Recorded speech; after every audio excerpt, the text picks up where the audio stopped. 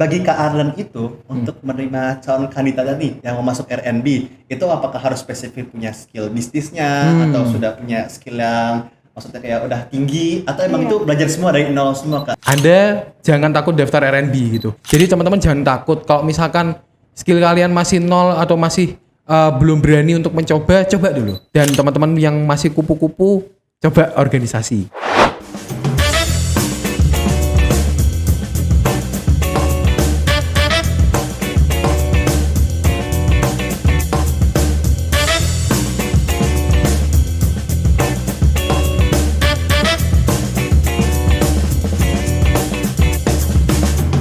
Welcome to Modar, Monik dan Haidar. Setelah sekian lama kita nggak ketemu temennya, akhirnya kita ketemu lagi. Tapi teman-teman semua mohon maaf sekali ya untuk podcast kita hari ini. Kita tidak bisa mendatangkan Monik karena sedang berhalangan untuk hadir. Tapi teman-teman jangan sedih, hari ini ada penggantinya Monik yaitu ada Safa. Hai. Dan tema kita hari ini kita akan membahas tentang apa Safa? Tentang kiat sukses menjadi produktif bersama Presiden RNB. Betul sekali teman-teman. Dan pastinya podcast kali ini tidak akan kalah serunya dengan podcast sebelumnya. Oke teman-teman, sebelum kita mulai podcast ini, mari kita perkenalkan narasumber kita hari ini. Sikat Safa. Oke, kita langsung perkenalkan aja kali ya. Boleh Saf. Kita sambut Kak Arda. Halo semuanya. Hai. Ya. Oke, mungkin Kak Arda boleh nih memperkenalkan diri Kak Arda beserta latar belakang Kak Arda. Oke, mungkin aku kenalin diri ya. Sebelumnya aku Ardan, biasa dipanggil Ardan. Itu dari Presiden Direktur UKM Research and Business tahun 2023. Sekarang aku masih di vokasi juga, semester 7 di Teknologi Rekayasa Otomasi, Sekolah Vokasi Undip tahun angkatan 2020. Apa lagi ya? Kayaknya itu aja deh, nanti bisa ditanyakan lagi aja. Oke. Makasih banyak ya Mas Ardan ya. Siap. Oke, kita langsung nih Mas. Aku mau pertanyaan buat Mas Ardan nih. Kesibukan Mas Ardan yang sedang Mas Ardan sekarang apa ya Mas ya kalau boleh tahu? Oke, nah ini tadi mungkin ini bagian dari perkenalan juga kan ya. Makanya aku nggak jelasin. Oke, kalau kesibukan saat ini TA pasti. Mas ya. Di sini mau ngerjain TA. Terus kemarin sempat ada magang juga, magang wajib di TRO. Jadi magang wajibku aku rapel ya dengan kerja juga. Oh langsung dirapel Mas. Aku rapel sambil kerja. Jadi sebenarnya aku udah kerja di salah satu PT di Semarang namanya PT Widya Solusi Utama. Itu di IT konsultan bergeraknya. Dan di situ aku sekaligus magang. Jadi magangku dibayar. Oh. Gitu. Enak banget ya Haidar. Magang pun langsung kerja gitu ya Mas ya. Saya nggak mau rugi. Sudah habis waktu banyak, Iya, nggak mau balik gaji bener. juga ya harus Betul. ya. Terus selain itu memang di pekerjaan utama kan memang di PT Widya Solusi Utama itu. Di luar itu aku ngambil freelance juga di PT anak PT-nya sih, jatuhnya induk PT-nya ya. Di induk PT-nya namanya PT Impala Ruang Bersama. Mungkin teman-teman kalau tahu itu di Heterospace Semarang. Heterospace Nah, Mas. yang ngelola Heterospace Semarang itu aku di sana sebagai freelance itu sekarang lagi ngerjain digital marketingnya New Sapole Jateng di Bapenda. Terus juga sekarang ini lagi bangun usaha juga seperti itu. Kalau sekarang ini ya, kalau sebelumnya lagi malah aku juga ngelola R&B kayak gitu. Jadi lebih rumit lagi, tapi sekarang alhamdulillah udah slow. Kesibukannya lagi banyak ya Mas ya. Iya. Namanya juga mahasiswa, nyari kesibukan.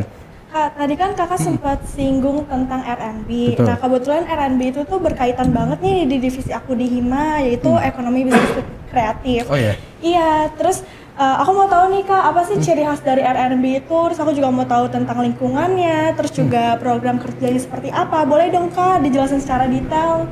Oke. Basically R&B ya, Research and Business kalau kepanjangannya. Jadi R&B ini udah berdiri dari tahun 2006 kalau nggak salah, dan diresmikan tuh 2007-2008 seperti itu. Nah di sana kita banyak belajar sih soal mengenai riset, bisnis, bahkan sekarang kita ada pengabdiannya. Oh iya. Betul. Dan pengabdiannya tuh unik gitu loh kalau di R&B. Kalau mungkin di beberapa himpunan ya ataupun ke BEM gitu, kemarin kan ada kegiatan yang namanya kalau di SV P2MD. Nah, kalau kebetulan kita juga ikut P2MD, tapi pengabdiannya kita lebih ke arah UMKM-nya.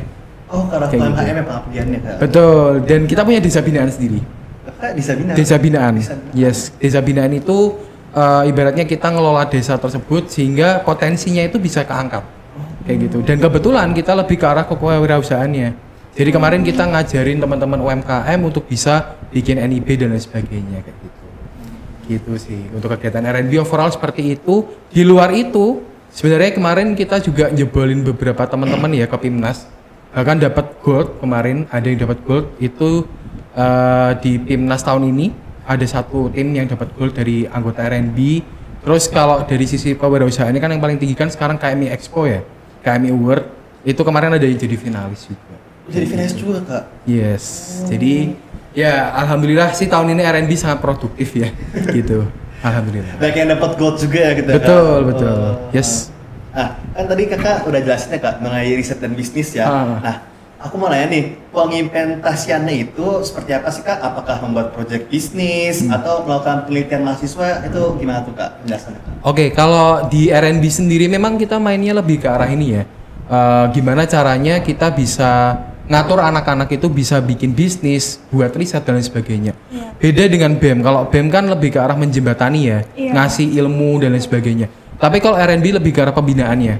Spesifik ke PKM, PMW, P2MW sama P2MD ataupun PPK Ormawa. Itu 3 program riset bisnis dan pengabdian yang ada di UNIF ataupun nasional. Kayak gitu.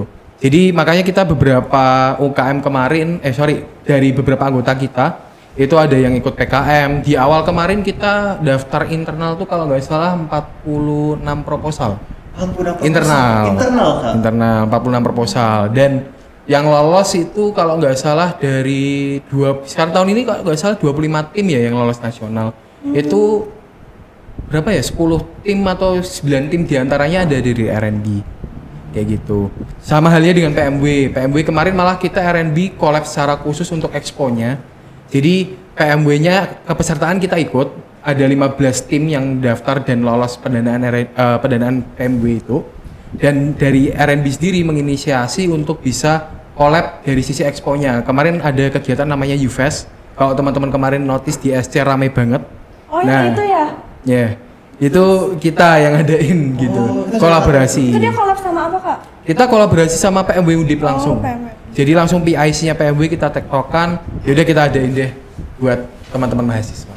Kan tadi Karin sempat singgung kalau misalnya R&B itu berkaitan dengan berbisnis lah ya. Terus gimana sih cara R&B itu mewadahi anggotanya ya yang memiliki bisnis itu sendiri? Oke. Simpelnya adalah kalau teman-teman join R&B, apalagi mau memulai bisnis, Iya. itu pasti kita bakal langsung bina sih, kayak gitu. Contoh, memang kita dari awal ada proker yang namanya IC, kayak gitu. IC itu intensive class, jadi mereka disiapkan untuk bisa daftar PKM sama PMW. Contoh, sekarang kan PKM kayaknya jadwalnya lagi maju kan, mau di tanggal 24 Februari kalau nggak salah, berarti otomatis seleksi internal Undip maju juga, kayak gitu. Makanya aku udah demis sebenarnya di R&B sekarang. Iya. Aku udah siapin ketuanya udah kepilih sekarang. Oh sekarang udah ada penggantinya? Udah ada penggantinya. Oh. Terus aku minta dia untuk bisa bantu. Ini PKM udah mau mulai nih, gitu. Nah sekarang udah ada persiapan lah untuk bisa pembinaan lagi, kayak gitu. Sehingga nanti di PKM ini teman-teman R&B yang ikut makin banyak, kayak gitu. Gitu sih. Kak Ardan kan dulu pernah menjadi pemimpin R&B ya kak? Betul. R&B ya. Nah, bagi Kak Ardan itu untuk menerima calon kandidat nih yang mau masuk R&B, itu apakah harus spesifik punya skill bisnisnya atau sudah punya skill yang maksudnya kayak udah tinggi atau emang itu belajar semua dari nol semua kak? Gimana tuh kak? Oke, nah ini pesan buat anda sekalian nih yang nonton ya. Betul. Mungkin Pesan penting nih. ada maba mau daftar atau mungkin tahun depan yang mau di Undip 2024 Bisa jadi baru. nonton ini gitu kan. Anda jangan takut daftar R&B gitu. Kesannya tuh R&B tuh kalau di luar sana tuh kayak orang-orangnya tuh pinter-pinter kayak gitu loh. Apa sih kita tuh sama-sama belajar gitu teman-teman. Jadi kalau teman-teman nggak punya skill set di awal nggak masalah, daftar aja di R&B kayak gitu. Karena kita bakal ngajarin teman-teman, kita coba building pelan-pelan. Banyak program yang berkaitan dengan bisnis, riset ataupun pengabdian kayak gitu loh. Jadi teman-teman jangan takut kalau misalkan skill kalian masih nol atau masih belum berani untuk mencoba, coba dulu. Kayak gitu. Kan awalnya coba-coba nanti ketagihan. Coba-coba nanti nyaman. Waduh. Kisah saya kayaknya. Karena kebanyakan orang-orang yang kayak maba gitu takutnya minder jadinya Iya, masa Kak. PMB gitu ya. Jangan minder guys, pede aja. Ini aja. Pokoknya intinya nanti diajarin dari awal kan ya Kak, dibimbing terus lah ya. Ya dibimbing terus kok, aman kok. Oke, terus ada nggak sih Kak program R&B yang terbuka untuk umum gitu? Misalnya ada lomba, pelatihan, atau webinar gitu. Nah, sebenarnya kalau di tahunku ada kemarin yang itu UFest kemarin sebenarnya kan itu jatuhnya program kolaborasi dengan PIC PMW Undip. Yang mana itu bisa diikutin secara keseluruhan sama mahasiswa dong di Undip, bener kan? Nah, itu salah satu bentuk programnya kayak gitu. Toh juga di tahun-tahun sebelumnya sorry kenyang. habis makan. Kalau di program yang lainnya sebenarnya ada juga di program pengabdian yang kita kalian bisa ikut toh sebenarnya kayak misalkan kita lagi survei ke desa binaan kita, teman-teman bisa ikut. Itu kayak tuh gitu. dalam bentuk volunteer atau gimana sih Kak? Sebenarnya kalau tahunku kemarin ada bentuk volunteernya. Oh. Harusnya. Cuman karena kita banyak padat banget sumpah. Kemarin tuh R&B bener-bener padat gara-gara UFest juga. Makanya kita bener-bener kayak ya udah deh volunteer ditiadakan dulu, kita kerjain sendiri dulu. Tapi ada kemungkinan mungkin tahun depan ada volunteernya. Kayak gitu kan. Terus juga untuk UFest ini kemungkinan kita bakal adain sendiri kemungkinan ya. Kayaknya bakal diadain sendiri tanpa PIC PMW Undip. Jadi lebih luas lagi kayak gitu. Karena di tahun 2021 kebetulan aku masih staf muda dan aku ketua program tersebut namanya R&B Startup Competition 2021. Itu bener-bener kita ngadain untuk seluruh Indonesia nasional. Oh, nasional. Yes, pelatihan startup Pelatihan startup. kayak gitu. Jadi mungkin di tahun 2024 kita coba bikin inovasi-inovasi lagi sih. Jadi ya aku juga undangan terbuka sih buat teman-teman yang mau berkolaborasi dengan R&D, silahkan. Berarti ya tahun ini tuh bener-bener R&B masih bergerak sendiri ya, nggak dari internalnya aja, nggak Yes. berkoordinasi sama sekali. Kak. Yes. Nah, kan tadi kita udah bahas tentang organisasi nih ya Kak. Nah, aku boleh nanya nih Kak tentang mengenai bisnis yang kakak yang sedang kerjakan nih. Kayak untuk bisnis terlebih dahulu, kayak kakaknya bisnis apa sekarang atau apa yang kakak sedang kerjakan sekarang? Boleh nanya itu nggak Kak? Boleh. Masa ketua R&B gak punya bisnis ya? Iya kan? Kasarnya kayak gitu. Kasarnya gitu. Kalau dari aku sendiri selama di R&B aku udah bikin sekitar 5 project team bisnis. Kak. Tapi yang jalan aku seriusin sampai sekarang tuh namanya Hygency. Hygency seperti itu. Jadi dulu aku punya 5 project team itu macam-macam bidangnya, tapi ujung-ujungnya bidangnya sekarang ke IT konsultan. Kayak gitu. Sekarang project Hygency ini memang udah aku mau jadikan PT di Januari nanti. Kalau kemarin memang di Desember ini kita sibuk banget dari sisi penyelesaian pekerjaan karena kemarin kan kita ada project dari Kementerian Keuangan. Jadi Kementerian Keuangan kemarin nge-hire kita buat bisa ngerjain email marketingnya mereka. Kita ngirim email tuh 1,5 juta user per bulan. 1,5 user per bulan? Ya makanya laporannya kan banyak ya. Jadi kita belum sempat buat ngurusin PT-nya dulu. Kita selesaikan dulu project tersebut sama bikin roadmap-nya. Tapi memang Hygency ini adalah salah satu project terniat kita dan ya alhamdulillah sudah apa ya istilahnya membantu teman-teman mahasiswa juga gitu loh untuk bisa nyari project tambahan, nyari duit tambahan kayak gitu. Karena ya prinsipnya teman-temanku kayak gitu sih. Kita mau bantu teman-teman semuanya kayak gitu.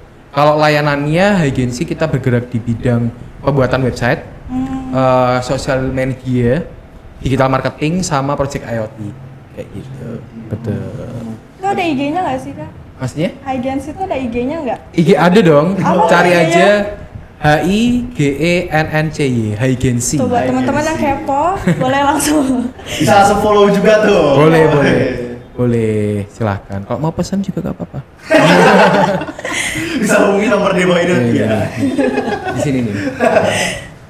Oke, tadi kan udah ngebahas tentang bisnisnya Kak Ardan. Nah, Yes. aku mau ulik lagi nih tentang kerjanya Kak Ardan yang sedang dijalankan sekarang. Itu kan Kak Ardan kerja di 2 perusahaan ya? Betul. Itu gimana kalau lebih detailnya? Oke, gimana ya? Aku juga bingung kalau jelasin pekerjaan tuh aku ngapain gitu loh. Karena Enggak, jatuh itu WFO atau WFH gitu loh Kak. kalau pekerjaanku sih basically nyampur ya. WFO iya, WFA iya. Karena kalau yang di PT Widya Solusi Utama aku kan di sana sebagai business development yang merangkap sebagai sistem analis yang merangkap jadi apa-apa. Hampir semua aku rangkap untuk sisi bisnisnya.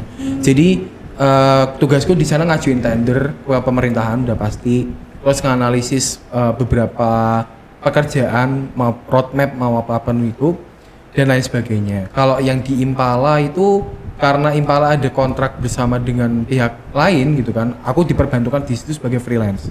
Jadi aku mengerjakan digital marketing, di sana aku sebagai manajer ads-nya. Terus juga bikin konten buat KOL seperti itu. Mungkin beberapa KOL Semarang udah aku reach, salah satunya mungkin yang teman-teman kenal siapa ya? Banyak sih, beberapa ada KOL yang aku reach out kayak gitu di Semarang. Terus di luar itu sebenarnya lebih tepatnya 3 perusahaan sih. Lebih tepatnya 3 Dua perusahaan. aja udah Iya, banget ya. Yang satu lagi memang yang PT ku sendiri. Yang tadi Agency. Kalau Agency itu posisinya aku sebagai CEO-nya.